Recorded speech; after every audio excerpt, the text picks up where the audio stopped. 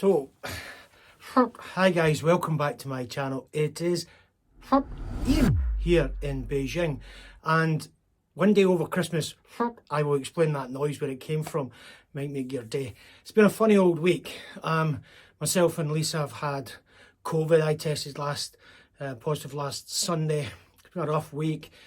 Real sore throat and so on, and then Lisa tested midweek and she's actually still recovering through next door. So that was a situation, and not fantastic, I have to say. The throat was just the worst experience, but great, we're now through COVID here, and it's sweeping through Beijing like crazy. I believe something like 70% of people across Beijing have it. So let's pray and hope that everything is okay with most people. For myself, it was 4 or 5 days fever and then through the other end. Anyway, what that means is that I didn't actually get some time to go out and about and I have some video footage to share with you. So what I was thinking about was highlighting something that popped up on my phone during the week. In fact, on the 13th of December, which was the anniversary of the Nanjing Massacre, which actually I've been to Nanjing and I've been to the museum there for it, and it's a very emotional experience. So I wanted to share a little bit of that with you, for the sake of also highlighting how awful that period in history was. But a couple of things before I do that. The first thing is, this is not about pinpointing Japan, because I've been in Japan, it's a beautiful place, been in Germany, beautiful place, France, Spain, Italy.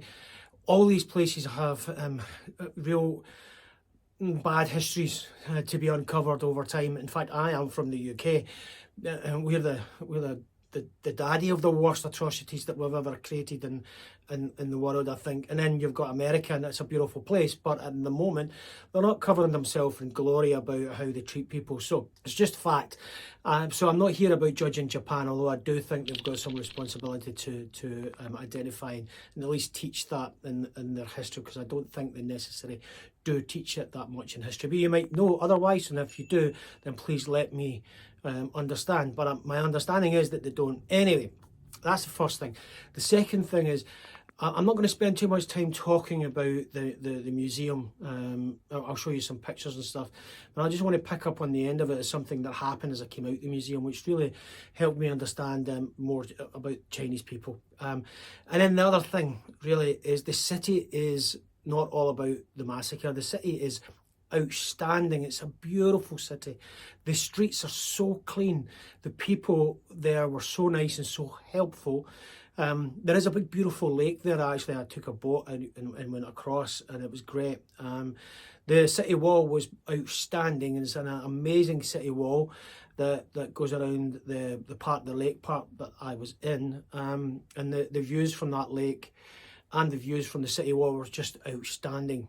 I was actually there during the blossoms, when the cherry blossoms come up, so it was super busy, and that was beautiful, and I was looking down from the wall on top of that, and that was amazing. So you will see some mostly photographs, because it was way back in the day when I first came to China that I took the trip to Nanjing, because I was just curious then, and I didn't shoot a lot of video. It was mostly just photographs that I took. The other thing as well is that it was an Olympic city. And you can see the impact of the Olympic city in some of the pictures that I took. I hope you enjoy it, and please enjoy the museum. There is one story that I would like to just now touch on as I came through the museum.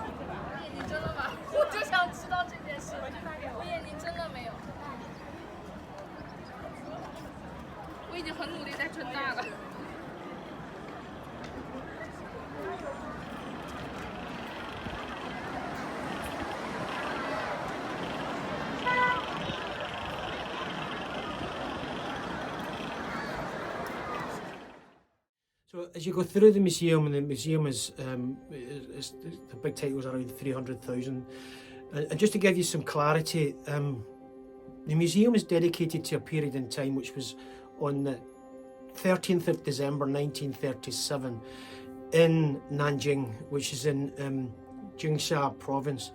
Nanjing is basically the means capital, southern capital, Beijing, northern capital, Nanjing, southern capital. So it was a big part of China way back in the day. In 1937, Japan had attacked China, and they had taken over Nanjing.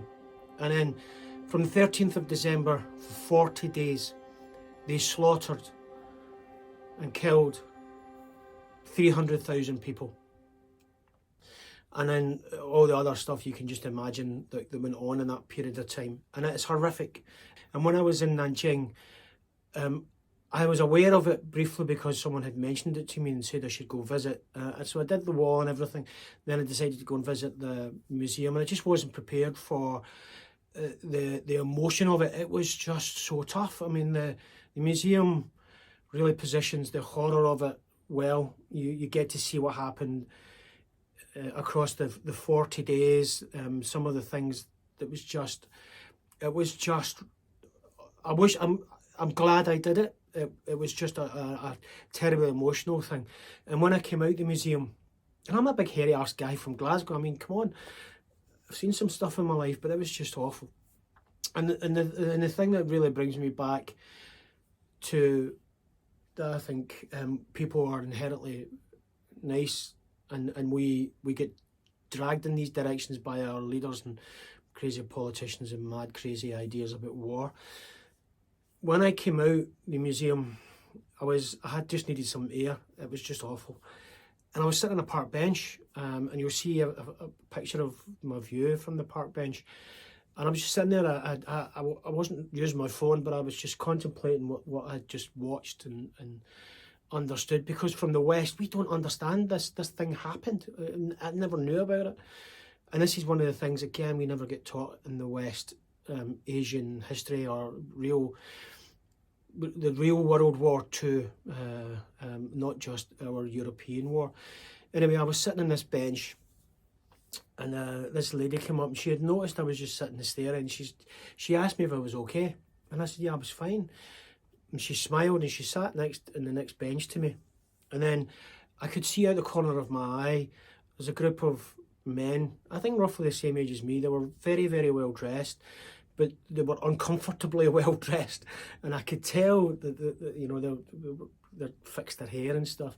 I could tell they were a little bit uncomfortable, and partly in what they were wearing, though, their Sunday best, but also as they were approaching me. And when they were approaching me, they were hesitant, and then one of them said something to me, and the lady who had asked me if I was okay earlier, she stepped forward and explained to me they would like a photograph with me, because they really appreciated the fact that I had taken the time to come to the memorial and understand, and they wanted a group photograph so they could go back to their town, because they were out of town, to explain that this moment in history, which is so well known in China, other people are now beginning to know it. So I posed with the photograph, and then they moved on. The lady actually sat further up on a bench. I think I captured her on the video. But that made me realise that we do have a part to play in keeping the humanity human. I don't know what else to say. It was just a shocking experience. But I'm so glad that I did it, because I now understand more about Asian history and the real World War, and I will always come back to the same thing. You don't want to be in a war. You don't want to fight a war. Crazy. It's crazy. Anyway, this is Ian in Beijing. I'm hoping people come through the COVID situation well. Hope we all as a world can get back to some normal. And I hope that the war in Ukraine and other wars start to come to an end, and we can find some peace in the world. Anyway, this is me, as always, bidding you farewell. Peace. Peace out.